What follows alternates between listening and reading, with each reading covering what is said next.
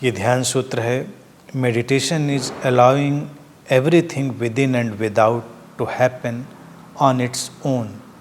ध्यान भीतर और बाहर की हर घटना को स्वतः घटने देने की प्रक्रिया है।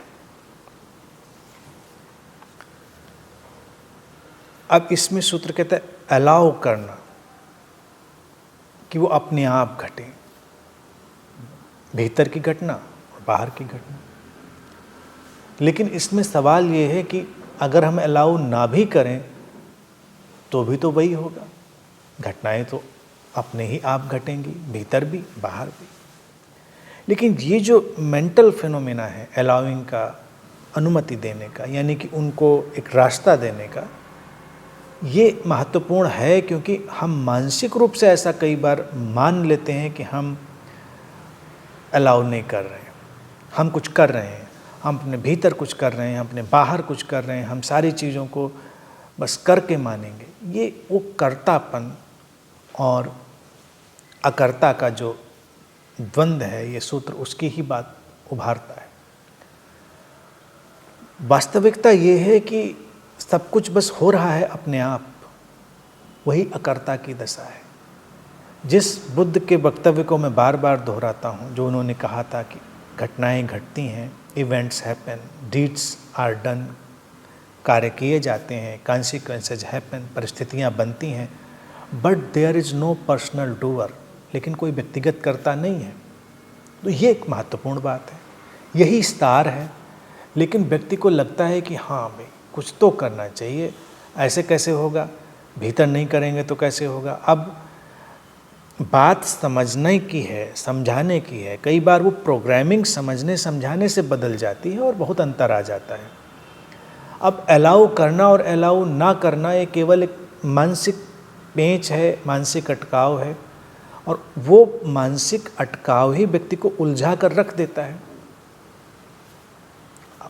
उसमें अगर वो चाहे तो रास्ता अपना बनाए, और अगर वो उस मानसिक अटकाव में अटक के रह जाए तो रास्ते सारे बंद भी हो सकते हैं। घटनाएं फिर भी वैसे ही होंगी, घटनाओं में कोई अंतर नहीं है। लेकिन लोगों को इतना ये जो डूअर पकड़ा हुआ है, कर्ता, उसी ने उलझाया है। अब किसी से कहिए कि तुम निर्णय लेने की ताकत अपने अंदर पैदा करो, अब निर्णय तो घटता है, क्या पैदा करे व्यक्ति। बड़े बड़े निर्णय लेने वाले किसी मौके पर निर्णय नहीं ले पाते, क्योंकि निर्णय नहीं घटता उस समय। और कई बड़े अनिर्णायक लोग ठीक मौके पर बड़ा सही निर्णय ले लेते हैं और अपना जीवन ही नहीं इतिहास बदल कर रख देते हैं, तो वो घट जाता है। ये वास्तविकता है बहुत नज़दीक की, उसको हमें देख लेना चाहिए। घटनाएं जीवन की अगर हम उनको बहुत नज़दीक से देखना प्रारंभ करेंगे तो हमको दिखाई देगा कि कैसे वो अपने स्वतः घटती हैं। उनका एक अपना पैटर्न है जो अज्ञात है, अननोन है। अब कैसे घटती हैं, क्यों घटती हैं, इसको तो जाना जा सकना संभव नहीं, और जाने की ज़रूरत भी नहीं है। घट रही हैं, बस हम उनको अवलोकन में डालें, अपने ऑब्जर्वेशन में डालें और देखते रहें कैसे हो रही हैं।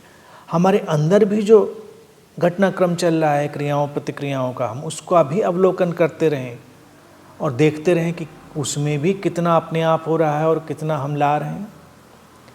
अगर कोई आध्यात्मिक खोजी ही बना है, स्पिरिचुअल सीकर बना है, तो कभी अगर वो इस चीज़ की जांच पड़ताल करे तो क्या वो सीकर जानबूझकर बना है या अस्तित्व ने उसे सीकर बना दिया है, खोजी बना दिया है।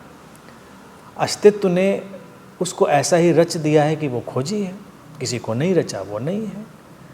तो ये जितने भी घटनाक्रम हैं, यहाँ तक कि हमारे भीतर उठते हुए भावनाओं के जो उतार चढ़ाव हैं उनको भी हम देखें, वो भी तमाम कारणों से, परिस्थितियों से घटते हैं अपने आप। हम नहीं करते उसमें कुछ। धीरे धीरे इसको जान लेना और फिर अलाउ करना, ठीक है होने दो। अब तुमसे भी जो क्रिया होगी सो होगी पूरी तरह, अब उसको तुम पूरी तरह हो। अगर हम कहें करो तो वो शब्द भी ठीक है, अगर हम कहें कि पूरी तरह होने दो वो शब्द भी ठीक है। रियल शब्द यही है, वाक्य यही है कि होने दो, पूरी तरह। और व्यावहारिक रूप में तुमसे ये भी कहा जा सकता है कि पूरी तरह करो। दोनों में जो वास्तविक अर्थ होगा वो एक ही होगा, लेकिन करने में अगर तुमको ये पकड़ जाएगा कि तुम कुछ कर रहे हो तो तुम अटक जाओगे। बस होने दीजिए। गीता में भी कृष्ण अर्जुन से यही बात समझाते हैं कि है तू योद्धा, तेरे अंदर लड़ने की सारी क्षमता प्रतिभा है, तू लड़ेगा, लेकिन तुम करने के लिए थोड़े ही कर पाओगे, तुम बस उठो, माध्यम बनो।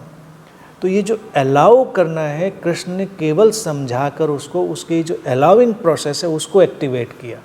बाकी तो जो होना था वही हुआ, जैसे होना था वैसे ही हुआ।